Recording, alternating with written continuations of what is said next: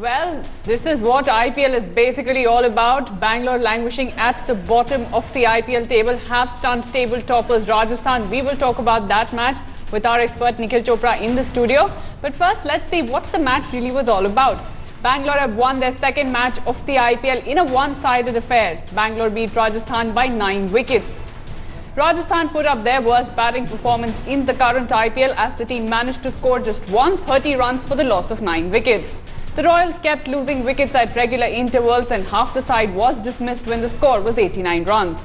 Shane Watson and Steve Smith were the top scorers with a contribution of 26 and 31 runs respectively. For Bangalore, Mitchell Starc took 3 wickets for 22 runs, while Harshal Patel and Yuzvendra Chahal took 2 wickets each. Bangalore had little trouble in chasing down their target of 131 runs. Gale was out after scoring 20 runs. However, Captain Kohli and AB de Villiers ensured that Bangalore had no further hiccups and chased down their target. Bangalore achieved the target with almost 4 overs to spare.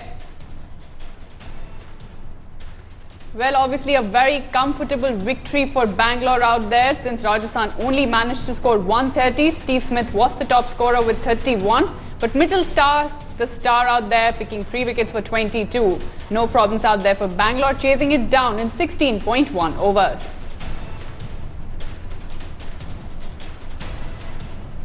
Our player of the day without doubt has to be Mitchell Starc.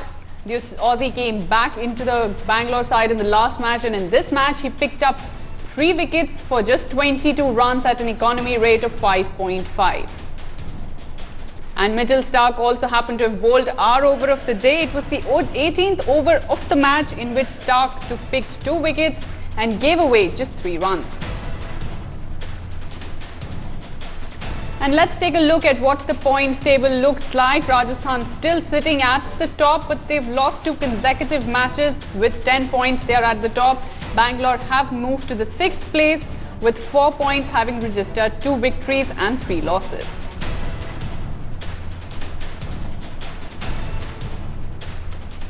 Well, we've got Nikhil in the studio and Boria Majumdar too joins us from Calcutta. Nikhil, I'll come to you first. Probably one of the most one-sided affairs in IPL, and we would not expect table toppers Rajasthan to play the way they did. 130 was never going to be enough. Absolutely. And for a side that has been so consistent, this is their second straight loss, Radhika, but that loss against the Kings 11 with that super over, I felt that they would have just put it behind them, that we were well in the game and we got tired and we just played one bad over at that moment in time. But today was a different scenario, guys getting out in 20s and 30s and your match winners, Shane Watson as well as Smith.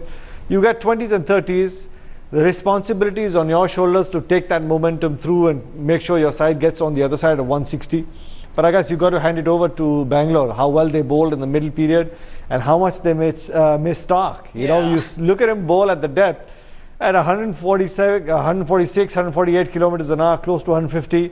He's swinging the ball a bit of reverse swing around the wicket, difficult angles at that pace. You see the ball coming to you and then all of a sudden, even if it just shifts the line for about say 4 to 5 inches, it's very difficult to, at that moment, to try and improvise and get bat on ball. And that's why you see he's bowling over death overs, 2 runs, 3 runs, picking up wickets. It gets very hard for the frontline batsmen, leave alone the tailenders. Boria, obviously Mitchell Starc happened to be the difference between the 2 sides. Even Shane Watson came out and said that we were not able to assess the conditions as well as we would have wanted to. So Bangalore really did miss him, and now that he's come back, we see a different Bangalore bowling lineup. Oh, absolutely. I thought the turning point was Mitchell Starc getting the wicket of Steve Smith, because at that point in time, still 3 overs to go, 119 on the board. If Steve Smith was there, they could have gotten 40 runs. The first ball of the 18th over, Steve Smith gone, it was restricted to Bangalore, sort of managed to restrict Rajasthan to 129. So that's where the difference happened. And also one very important point, Mitchell Starc was brilliant, make no mistake. He gets the ball to swing at very, very good pace, gets the Yorkers going. The other thing is AB de Villiers at 3. Get him to bat the maximum number of balls along with Virat Kohli and Chris Gale. These are 3 of your match winners, and AB de Villiers at this point in time is the number 1 T20 batsman in the world. For him to come after Dinesh Karthik was a mistake. So yes, they've got it rectified, and with Mitchell Starc back in that side, Bangalore definitely now will go up, because it's a really fantastic side. We keep saying this, no reason why they will languish at the bottom of the table. Nikhil, Bangalore seemed to have changed their batting order quite a lot. Kohli opened the innings today. He obviously led from the front, stood and winning by 9 wickets. Obviously, is a comprehensive win. And like Boria said, obviously AB de Villiers coming up there as well. So obviously, they've understood the fact that their star batsmen need to be right up at the top. It's an important point that Boria makes. You break down the 120 deliveries and you say, how many match winners do I have, guys who can win me games with the bat? And you say, well, how many deliveries do I give them? At the end of the day, from the opposition, in the top 3 batsmen from your side, the opposition, the best bowlers would be bowling to the top 3. In that middle period, you've got some of the lesser known stars who are, looking to make their careers. The middle order can handle themselves. At the end of the day, if 3 guys or 4 guys can't get you on the other side of 20 overs, you're not going to win too many games. And when you've especially got the likes of Chris Gayle in your ranks, Virat Kohli, AB de Villiers. At the end of the day, sport is all about positive attitude. Until unless you imbibe that in your team, you're not going to go very far. So I'm glad that batting order changed, and Virat Kohli is making sure that AB de Villiers gets back into form, Chris Gayle, Virat Kohli. Come closer to the business end. These are your go-to men. Boria, Chris Gayle did make a comeback into this match. He did hit quite a few balls out of the park, but we would have wanted him to stay on and finish the match. I mean, getting out early on, obviously not what Bangalore want Chris Gayle to do.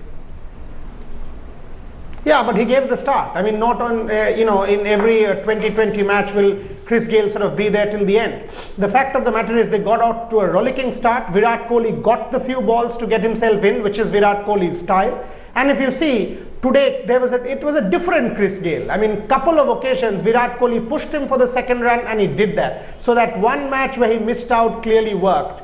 This is the batting order Bangalore wants. They want a Chris Gayle who is passionate and intense. You can be the best 2020 batsman in the world, but you've got to play for your team. No individual is indispensable, and that's the message that has been given to Chris Gayle. So this is the perfect thing. I mean, if you see, yes, 20 of 17 is not the best ever run rate or strike rate that you will see from Gayle, but the fact of the matter is they got off to the start chasing 130 that they needed, and Gayle was there, allowed Kohli to settle in, so no problems. Boria, when we were talking about the Bangalore bowling, obviously Stark was the standout, but we have to talk about, say, Harshal Patel as well as Yuzvendra Chahal. Both of them done really well in this match, and as far as Chahal is concerned, he's done well sort of in all the matches for Bangalore. He's been sort of their standout bowler even when Stark wasn't there. Very good point made there. Very good point made there by you.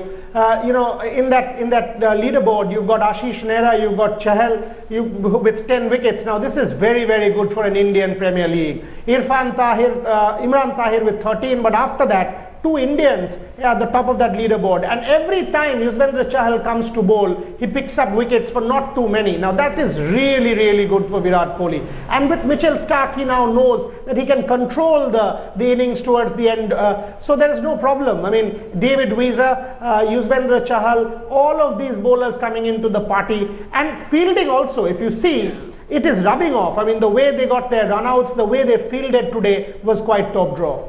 Boria has mentioned the fielding, Nikhil, and fielding sort of has been a highlight in this IPL. We saw Dinesh Karthik also take a brilliant catch today, but his batting is something that's, obviously he didn't get the chance to bat today, but obviously when you talk about the auctions, one of the second most expensive player, and he's not really fired with the bat. Well, I guess as the tournament progresses, I think he's one player who's going to come good, because he's got a lot of shots in his arsenal, the kind of improvisations. I just think that he needs an outing with 30 odd to back him, get that confidence going. Once you get a couple in the middle of your bat, your confidence starts going, then the improvisations start happening. I just feel that he hasn't really been able to kick off IPL season 8 with a confident 30 odd or a match winning, or to be at the end of the game, being there, not out, and finishing a game, whether it's even 20. It's just a little short on the arm of confidence that is required for Dinesh Karthik. And I think that catch, the replays that he keeps saying, at least will bring back some sort of confidence. $1 million catch.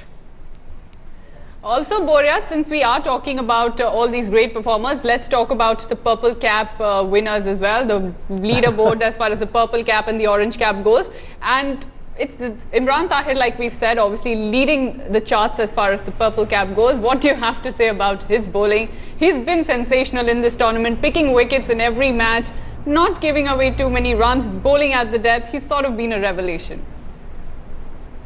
Oh man, I mean, he's just been brilliant. I mean, people think Imran Tahir is the weak link in the South African attack. Now in the IPL, he's been a revelation, and what a success story. I mean, look at the Imran Tahir story and you will realize that cricket can be such a romance on occasions, isn't it? I mean, Imran Tahir, absolutely phenomenal. And look at his fielding. I mean, he's not the best athlete in the world, but if you push yourself, if you want, if you are committed, if you are passionate, you will become what an Imran Tahir has become. And he rubs it off. I mean, he's an inspiration for any team, and he's doing it quite brilliantly. After that, look at Ashish Nehra in that leaderboard. Ashish Nehra, Yuzvendra Chahal, Sandeep Sharma with 8 wickets is also interesting there. So 3 Indians in the top 5, Radhika, of an IPL. That's what makes the Indian Premier League the Indian Premier League, and that's what I'm delighted about. And 2 spinners. 2 spinners. But Nikhil, if we move to the Indian Premier League and the orange cap, that seems to be led by an Indian. Ajinkya Rahane has been sensational as far as Raj. They would have really wanted him to do it today as well, but even then he's been in great touch in the tournament. Well, he's a class act. Him getting runs is no real surprises. When he doesn't get runs, Radhika, that's a big surprise. He just keeps it so clean, so simple. When you watch him bat, it just feels like, this man's got a great amount of time on his hand, and that's the hallmark of any good batsman when you're trying to see if this guy has got potential to play long for India in international cricket or be able to win games as well. He just goes about even shifting gears when you need the momentum as a side, when you need the boundaries, you need the big shot. It comes with great amount of ease, so that makes all the difference. No real surprises that he's right at the top. He's right at the top, and Rajasthan would really want him to fire in the next match and get back to winning ways. Nikhil, thank you so much for joining us in the studio. Boria, thank you so much too.